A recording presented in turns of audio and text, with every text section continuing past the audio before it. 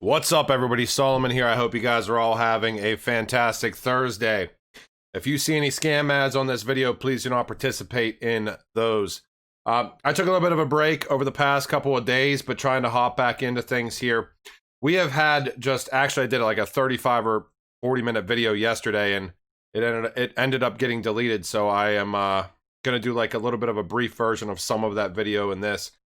We've had quite a bit of news over the past couple of days here, and we're going to dive into a little bit of all of it.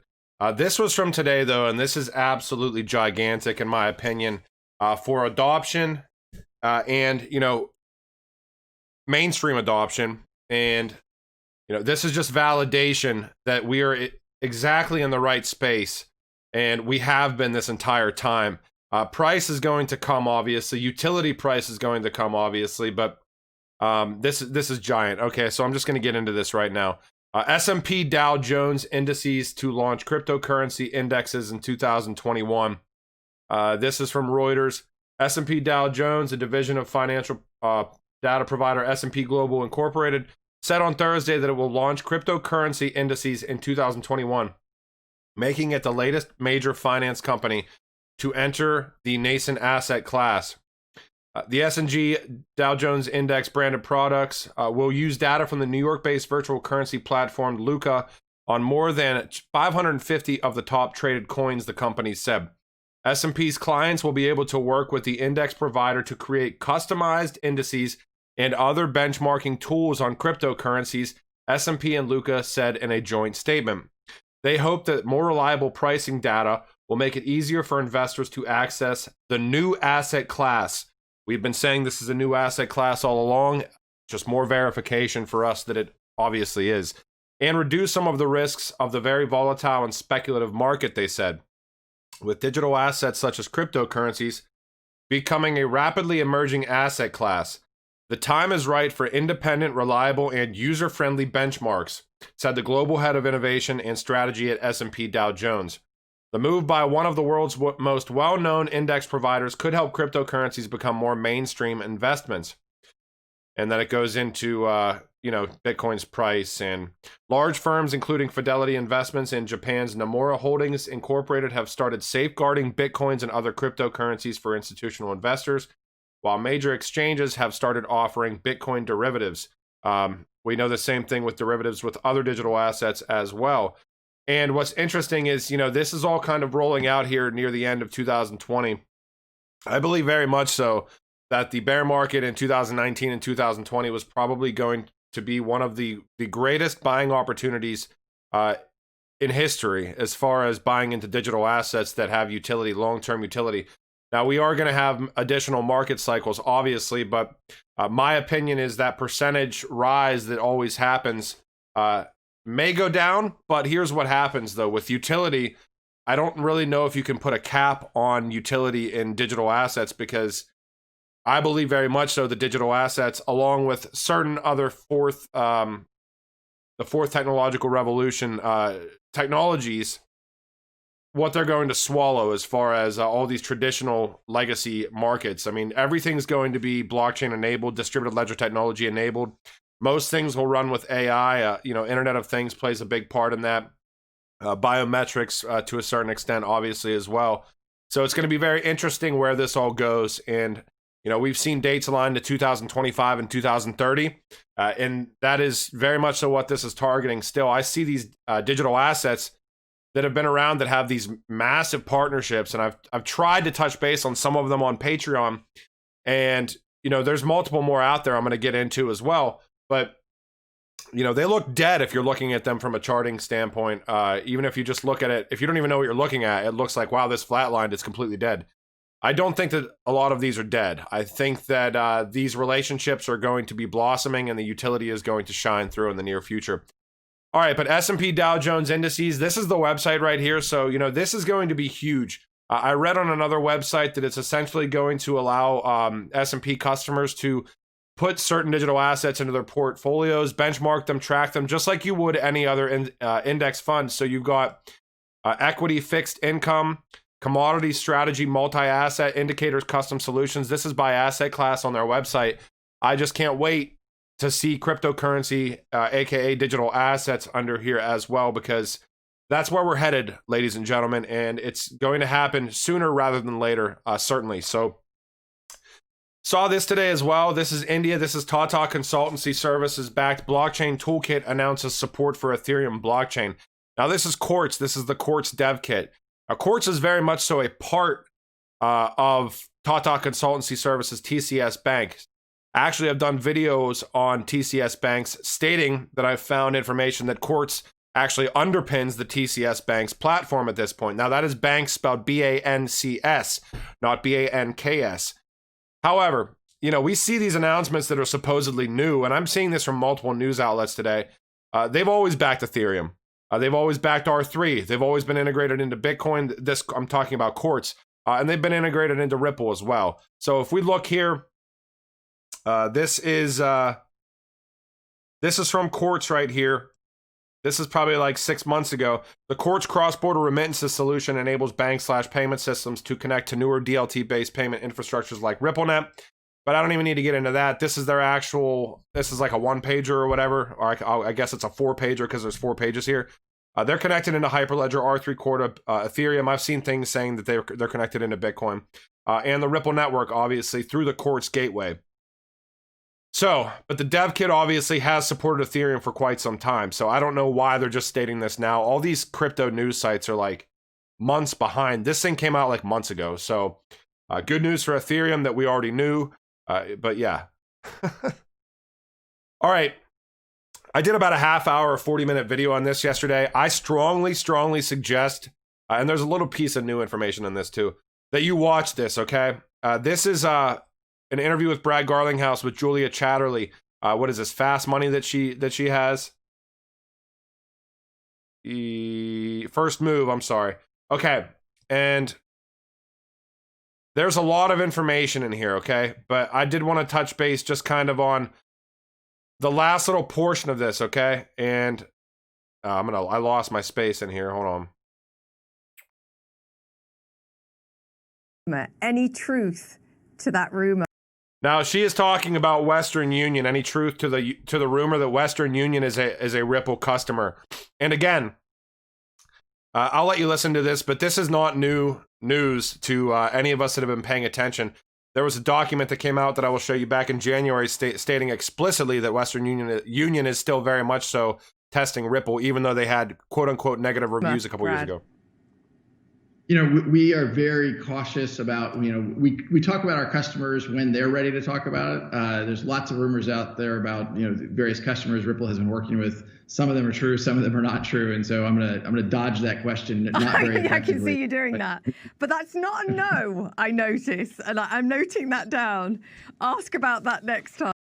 Now, what is interesting to me though is that, you know, you've got a decent amount of researchers in the XRP community. I would say probably more researchers in the XRP community than in some other communities. Now, I try to research different digital assets as well as much as I possibly can. That's what I'm certainly trying to do via Patreon at this point in time. But I posted so much stuff about Ripple and like trying to connect certain things, and like it's never ever disputed. Now, like the crazy, like I don't want to say crazy because some people do believe very much so in the conspiracy-based stuff. Some of that stuff is interesting because it's like hard to argue some of it, but yeah, I think some of it is a little bit far-fetched in my opinion. But anytime you post like links, or at least things that I've posted about Ripple, speculation about Ripple and speculation about certain partners and where this goes, it's never been disputed once. So Western Union, as we can see here though, this is from Credit Suisse. This was back in January of 2020. Very much so, still talking about evaluating Ripple. This is Western Union. Also evaluating Ripple, although initially it was less bullish, trials continue. And I think this was January of 2020. This is Credit Suisse again, January 24th. Now, Julia also posted this today, or she retweeted it. Let me see if I can find it here. Yeah, she retweeted this. This is from CNN. Forget Bitcoin, these cryptocurrencies are surging even more. And it's this article from CNN Business. And look who's sitting right front and center. Obviously, Brad Garlinghouse. They talk about XRP. I think they talk about Litecoin. They're talking about Polkadot, Cardano, Stellar. So a little bit of mainstream coverage for a lot of the assets. Actually, I hold all these assets, not financial advice, with exception of Litecoin. So, saw this yesterday as well. Visa partners with Ethereum digital dollar startup that raised $271 million. This is USDC via Circle. So it's just crazy to see that Ethereum is, you know, now part of this digital dollar project, it appears. So, and we do know that the Flare Spark allocation is going to be occurring. I believe the snapshot is within the next week and a half. And that obviously ties XRP into smart contract capabilities as well. So you can do a little bit more digging into this. Christopher, I think it's Christopher. Giancarlo is one of the individuals that is part of this. Is it US? No, maybe he's not. No, he's the digital dollar.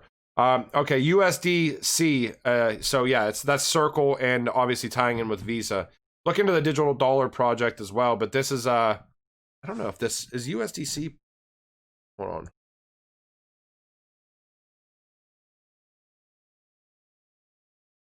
No, I didn't think they were tied in. Maybe I'm wrong, but I saw real quick an interview with Christine Lagarde talking about the digital euro, talking about the European Central Bank wanted to ensure the euro remains fit for a digital era. Obviously, you know, this is all going to be about interoperability, and really, I mean, we've been talking about this the entire time. It's all going to be about the best use case for the best scenario. There's going to be certain situations. And even in that interview with Brad Garlinghouse, you know, he's stating like they wouldn't be opposed to using a different digital asset if it had more utility in a certain area than, or, you know, over XRP. But they have not run into that situation yet. And obviously, she does talk about central bank digital currency, stable coins operating on the XRPL. There's like 3 interviews there. I strongly suggest watching all 3 of them if you have not watched them. Saw this as well a couple days ago. Authorities shut off electricity to Bitcoin miners in China's Yunnan province. I'm not going to get into that. It's just more of the same. Facebook-backed Libra Association rebrands as DM. You can look at that if you want to, but this is brand new today as well. This is Project Helvetia. I'm going to Helvetia. I'm going to say Helvetia right now. Settling tokenized assets and central bank money. This is from the Bank for International Settlements. Obviously, one of the top banking institutions in the entire world. Arguably the most powerful, but obviously we have, you know, the IMF, we have European Central Bank as well, the Fed. So, you know, Project Helvetia. I'm certainly pronouncing that wrong. That's wrong. All right, settling tokenized assets and central bank money. Now, if you want a quick overview and you don't want to read through 12 pages of this, if you go to Bank for International Settlements YouTube page and click on videos, there's an overview, and then it talks about a couple of different proof of concepts that they've performed here. Delivery versus payment, or DVP, with a central bank digital currency, proof of concept 1. Project Helvetia, redemption of wholesale CBDC, POC 1. And delivery versus external payment, okay? Now, this ties very much so in with Corda as well, okay? And the Swiss National Bank and SIX. So, Corda is definitely mentioned in here, obviously. Cordaps.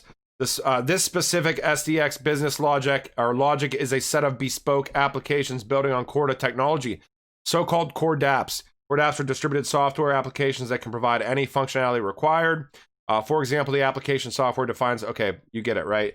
I would recommend watching these brief overviews. We do know that Corda Settler has 2 options right now, GPI or XRP, and the plan is to support additional digital assets on Corda Settler as well in the future. So I hope you guys enjoyed this video. Again, the S&P, Dow Jones Indices, presenting crypto indexes, digital asset indexes, in my opinion, is absolutely gigantic news.